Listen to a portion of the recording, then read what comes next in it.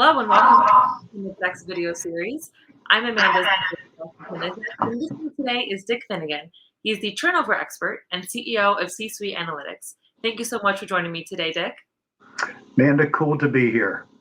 Awesome, right. So I want to start by asking you if you can tell us why you are called the turnover expert. What does that mean? Well, it's probably because I have worked in such bizarre places to cut turnover.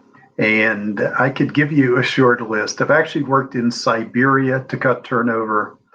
I've been 4 kilometers deep in a gold mine in Africa to cut turnover, which I've learned recently is the deepest man-made hole in the world. It's about a 40-minute elevator ride to get down there. I have done 2 lecture series tours across China and Shanghai and Beijing to teach Chinese companies how to cut turnover. I've been commissioned by the CIA to cut turnover. I've done work for the NSA to cut turnover and with several federal contractors as well. So I've worked in a lot of places to cut turnover.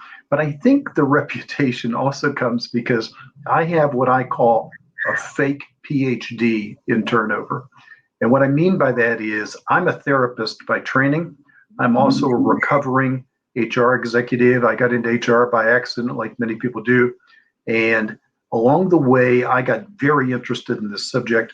And I knew that the best industrial psychology PhD program in the world happens to be at Penn State. And I went to Penn State. I have several degrees. I don't have that degree. But one night I found a professor who was interested in turnover. I just gotten a contract to write my first book. It said I had to write 70,000 words. I thought, so I don't even know 70,000 words.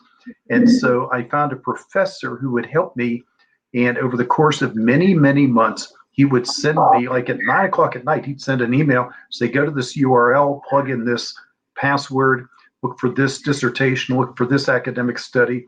And I learned how to cut turnover beyond what we normally call best practices, which means somebody tried something, they think it worked, but they don't know what else could have interfered with it. These were pure, non-polluted studies of factors that cause companies to cut turnover. So the science of it is what really made this work. The professor's name, by the way, was Murphy. My name is Finnegan. It was probably the 4th of July or St. Patrick's Day when we did it. But I think the fake PhD helps some too. Very. So tell us how you use the scientific method to create solution. How does this? Right. Well, I'll begin here. The number one reason employees stay or leave, or for that matter, engage or disengage, is how much they trust their boss. And it doesn't mean that's the only reason they leave. It just means if you have one hammer to hit one nail, that's the nail you want to hit. So start there and think to yourself of all the things your company does to improve retention that are not about trusting boss. So Employee Appreciation Week, Employee of the Month, the CEO videos, better onboarding, all that stuff has about nothing to do with cutting turnover. But if you adopt that idea, the number one reason people stay or leave is how much they trust their boss.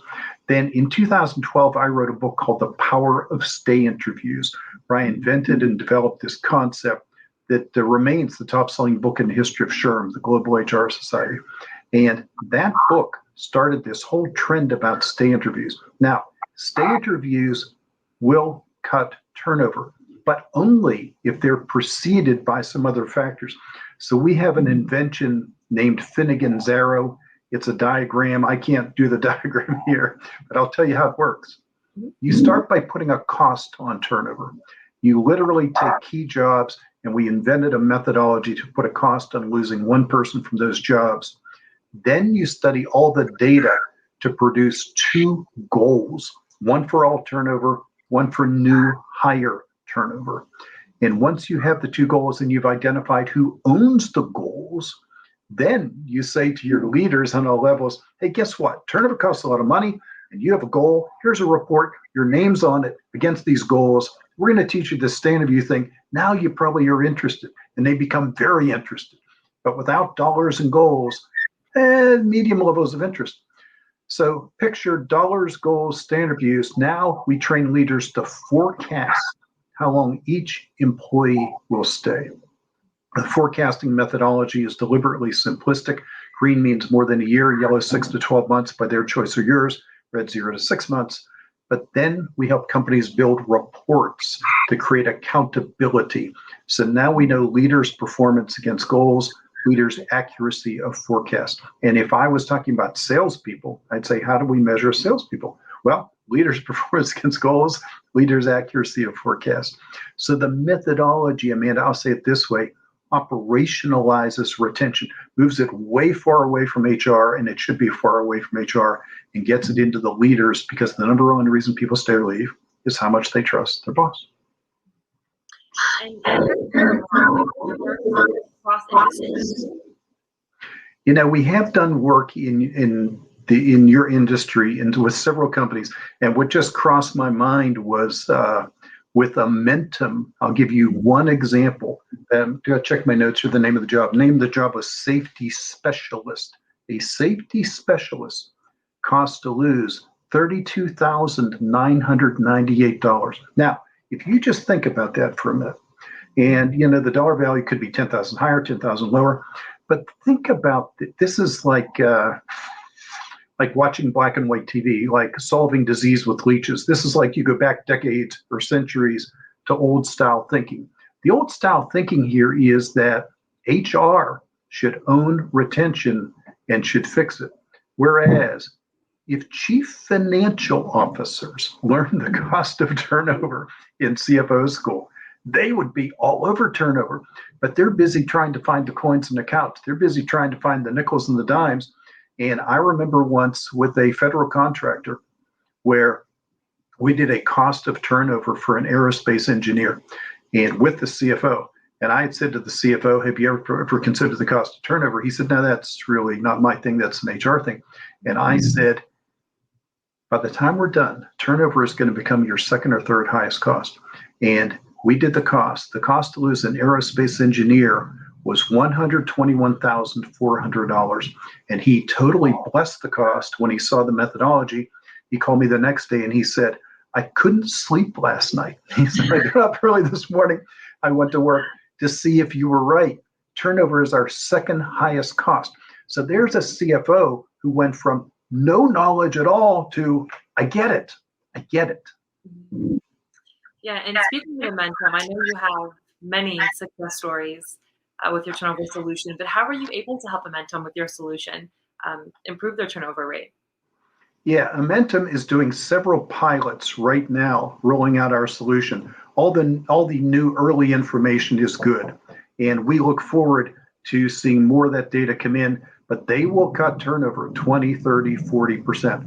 And the key to it, Amanda, is dollars to wake up the executives, goals to hold accountability, followed by standard views and forecasts and more accountability. I'll give you a good case study for a manufacturing company, and this really throws light on the solution.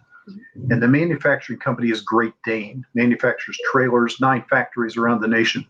And Great Dane was losing half their staff after 60 days. Half their staff, 50% after 60 days. There was just a doom loop, a revolving door. They could never grow their staff because they just kept losing staff. So once we looked at the cost data and got attention from the executives, we set a goal that they would retain 80% of their staff for the first 60 days. And then after putting all of our solutions in place, we found it was best that the new hire goal, that 80% goal, be owned not just by the supervisors and the team leads, even though they were non-exempt. They're the ones who are in their employees' faces. So supervisors, team leads, but also the new hire trainer and the recruiter who made hiring decisions in each of those 9 buildings. So the team lead did a standard view on the 5th day and the 30th day to know what's happening with that employee to get them to 60 days. But once a week in each of the 9 buildings, there was a meeting attended every week by the team leads, the supervisors, the new hire trainer, and the recruiter. They would walk into a room and literally be handed 2 pieces of paper. The first list was everybody in the first 60 days. and they would sit around a table and say, who's got Timothy? You got to get Timothy to the finish line. You got to get him to 60 days. What obstacles do you have to getting him to 60 days? We got to get him to 60 days. And the other list was everybody who should be on the first list, but they're gone. And it was, who screwed this up? Let's see. 5th week, we lost Robert. Trainer, you graduated Robert. Did you feel good about Robert? Because Robert didn't get more than a couple of weeks after that. Or trainer, you fired Sarah. What do you want to say to the recruiter who hired Sarah? And it's like doctors doing rounds at the end of the day. How do we keep them alive and how do we lose them? It's that kind of focus that will get you cutting turnover 30, 40, 50, 60%. Well, I know that our industry in particular is very focused on workforce retention. So where can the interested go to learn more about the solution and how perhaps they can leverage some of the resources? Well, of course, to our website, which is www.c as in Charles -suite, SUITE analytics.com. It's in the corner here as people are watching. So go to csuiteanalytics.com, email me, and I could send you a lot of free documents. We send out a lot of free information. And my email address is D as in Dick, Finnegan. You can see my name on the screen, Finnegan. So D Finnegan at c-suiteanalytics.com. I'd be thrilled to send free information out about how to cost turnover, about how to cut turnover, how to use stay interviews right. We're very open to share information.